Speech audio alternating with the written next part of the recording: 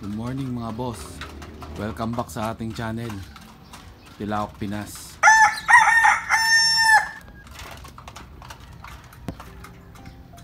Today is March 1, araw ng Labor Day ngayon, no? Walang pasok, so makakapag-update tayo ngayon sa ating mga alaga, no? Pasensya na dun sa mga nagtatanong. Medyo matagal tayo nawala, gawa ng medyo na busy tayo sa ating buhay-buhay. So, kamusta naman kayo mga boss? Kamusta ang inyong mga alaga? Yung sa akin, ito na. Excuse me po. Yung sa akin, ito na, lalaki na. So, mamaya pala magpapaligo ako ng ating mga alaga, no? And then sasabay ko na rin yung update. Medyo marami na kasi nagtatanong, lalo-lalo na dun sa ating mga bagong palaying sisiw. So, ayan, mamaya magkapaligo ko sa kanila, isa-isahin natin i-update yung mga yan. So yun po mga boss, no, ito na yung ating magpo 4 months old na baby stag. Ayan, yung isa andun sa scratch pen na nahilamusan ko na. Kinuha ko lang tong isa para ipakita sa inyo. Ayan. Ayan, bunutan na rin natin to ng buntot, no, para iwas paling, no, para hindi mapaling yung buntot nila since nandun sila sa maliit na kulungan. Yun yung ginawa natin, no. Sinubukan lang din natin at para sa pagtubo nila sabay-sabay na. So mga 5 months old, magsisitubuan na yung buntot nito, no. Sa magpo 4 months old, ayos naman, no. Ang haba rin ng paa niya. Ayan. Katawan nila magaganda na rin, no. And then share ko lang din, nag-inject na rin tayo ng kahapon, nagpurga tayo tsaka nagturok, at may bago tayong nalaman, yung testosterone. So sabi sa akin nung binilan ko, nabigyan niya ako ng tingin, no. Sabi sa akin pwede raw ihalo sa B-complex.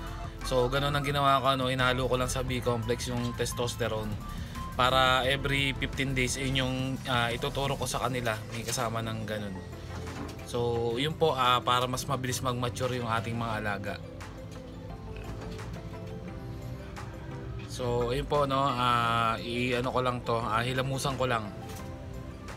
Regarding naman sa ating 5K sweater, yung ating kauna-unahang manok na palahi, ayan na siya ngayon. Bali magna 9 months old na siya, no, sa May 15.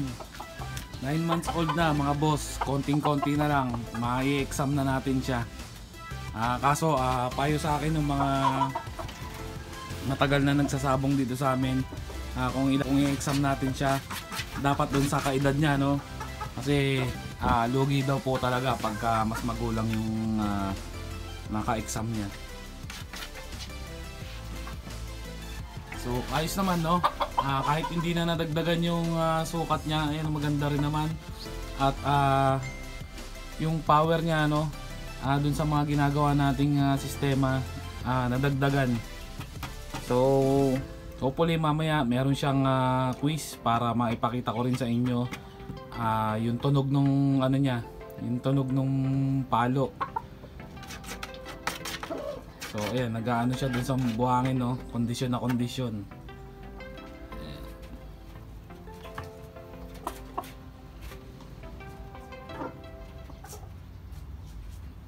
Tapos pakita ko rin sa inyo yung dalawang baby stag natin, yan.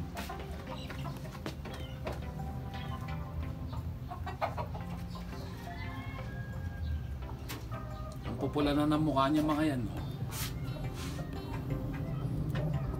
Ayan. Ayaw tumayo eh. Ang isa.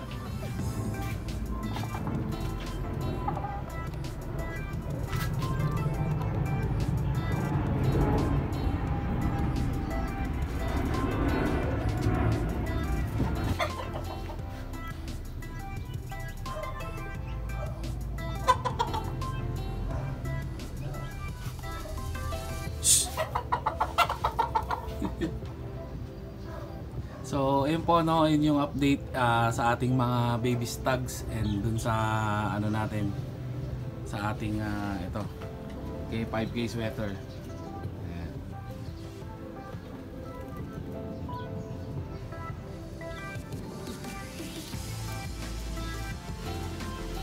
update naman natin yung mga ating mga pullets, no.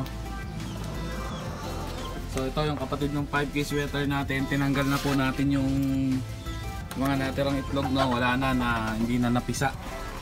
At feeling niya meron pa rin siyang itlog. Kahit wala na. Ibaba po natin para makita niyo siya. Medyo nakayayat siya, no. Ayan.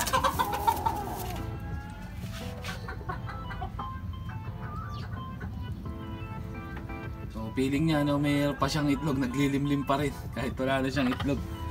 Ayan. Ayaw tumayo eh. Tapos yung mga sisiw natin, good news mga boss, mukhang lalaki po lahat nung ano. At ito na yung nanay nila, iniwalay na natin. Mahirap kunan itong mga to, medyo malilikot na. Ayan.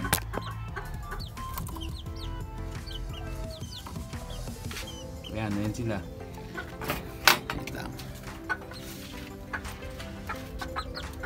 So siya nga pala, nagpurga na rin tayo, no? Since nag 1 month old na sila kahapon. Nagbigay na tayo ng bastonero, no? Ayan sila. Medyo malabo yung kuha, no, maaraw kasi dito sa part na to eh. Pero yung mga dibdib nila, no, ito lang halos lahat may itim. Itong isa, inaabangan pa natin, no? Hindi pa lumalabas yung itim sa dibdib niya. Hindi pa natin sure kung lalaki yan. Pero yung apat, sure ball na may mga itim sa dibdib.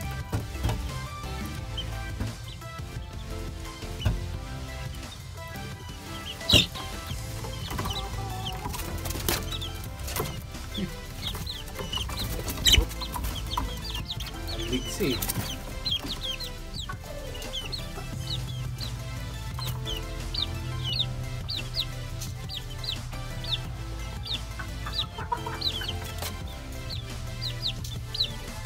Meron din tayong green legs, no? Itong isang to, green legs to. So ang lalabas daw po nun magiging mayahin, no? Ayan.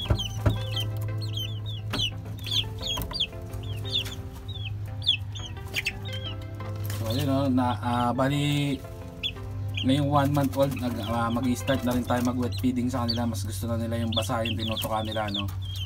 Kung makikita nyo lalaki ng butchi, lalakas na rin kumain.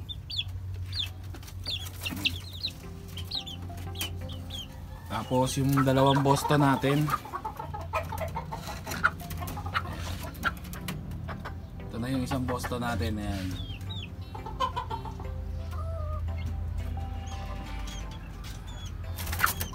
Mailap kasi ito eh. Ayan.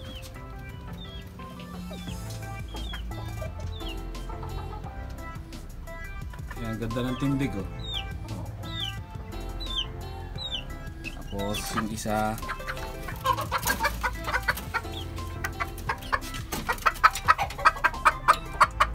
ito mas maganda tong isang to eh.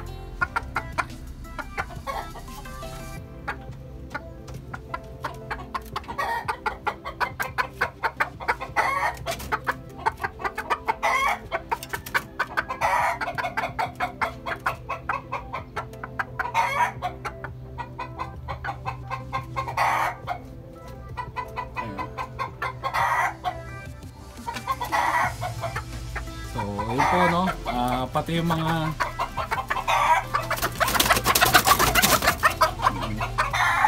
hingi kasi itong mga pusa ko eh. Hitler. So ayun po, no, bali yun lang yung update sa ating mga alaga, no.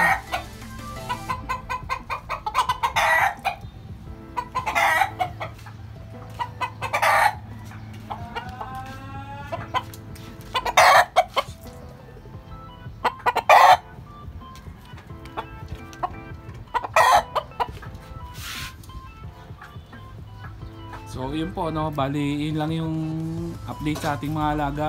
Nagsisilakihan na sila konti-konti. Ang bilis lang din naman po ng excuse me, ang bilis lang din naman po ng panahon. Sa susunod magaan na rin tong mga to, mag-quick-quiz na rin tong dalawang to. Tapos meron pa tayong 5 inaabangan na mga sisiw, no. Ang problemahin natin ngayon dito yung magiging lalagyanan ng mga sisiw natin dahil puro lalaki sila. For sure magrarambulan yung mga yun, kagaya nitong dalawang to, ang babata pa nagbubuno na, no. So yun lang po ang update sa ating mga alaga, no. Tas may nagtatanong rin sa atin sa about daw sa mga sisiw, isang newbie na subscriber natin, medyo naguguluhan daw siya dun sa sistema ng patokan ng mga sisiw, no, dahil naguguluhan daw siya dun sa wet feeding and dry feeding. Bakit daw pag malalaki na binabalik natin sa dry feeding, and then pag 1 month old pataas wet feeding sila. Baka sa next video, ano, sagutin natin yung tanong mo. So next video na lang po natin sasagutin yung tanong mo, no, dun sa subscriber nagtatanong, dahil medyo mahaba na tong video. Sa ngayon nag-update muna tayo dahil matagal din tayo na busy, no. Ngayon walang pasok, kaya nakapag video tayo ng ating mga alaga. Siguro baka sa Sunday or Saturday yan, sagutin natin yung tanong mo, boss.